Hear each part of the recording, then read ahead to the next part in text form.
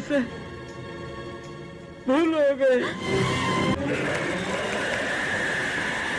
Divorce is as old as the institution of marriage itself. In ancient Egypt, not only was divorce allowed, but a person could divorce their spouse on any ground without any interference from the state.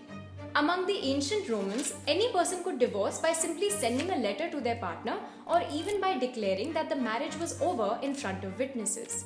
But these liberal attitudes towards divorce changed with the advent of organized religions.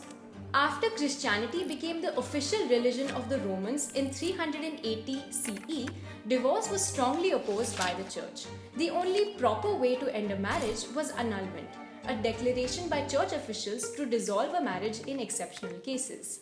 Hinduism views marriage as a vow to stay together for not just one life but eternity in accordance with Dharma. Islam includes various provisions for divorce under religious law, but still views divorce as an evil that must be avoided. Why most religions were so strongly opposed to divorce is unclear.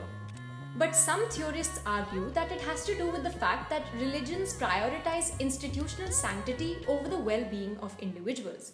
In the 18th century, with the American and French revolutions, secularism was on the rise, and the West saw a separation between the state and the church.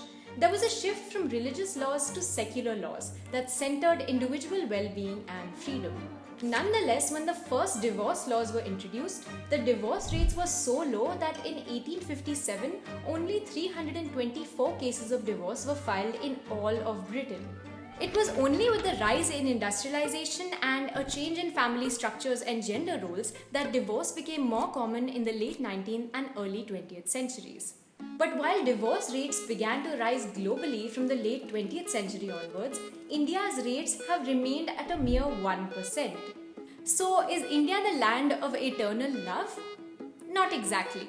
Less than 20% of Indian women are in the paid workforce, one of the lowest rates of female labor force participation in the world, making them financially dependent on their husbands and therefore less able to leave a bad marriage.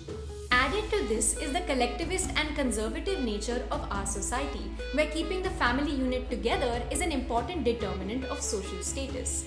Within such a framework, divorce becomes an individualistic act of aberration. The stigma of getting a divorce is so high that many times people in unhappy marriages choose to stay apart rather than get divorced. In fact, the number of people separated in India is thrice the number of people divorced. But even this stigma of the divorcee tag impacts women much more than men, with Indian men being twice as likely to remarry after a divorce. Being able to stick by one person and love them through life may be the right choice for some people, but for others it may not be. Whether it's a choice to favor one's mental and physical well-being over an institution, or it's simply to seek happiness and fulfillment elsewhere, we need to destigmatize this very mundane choice to end a partnership and just move on with our life. That's it for our latest video in the Overthinking It series. If you enjoy overthinking with us, please don't forget to hit like, share, subscribe to our channel, and don't forget to hit that bell icon so you stay updated.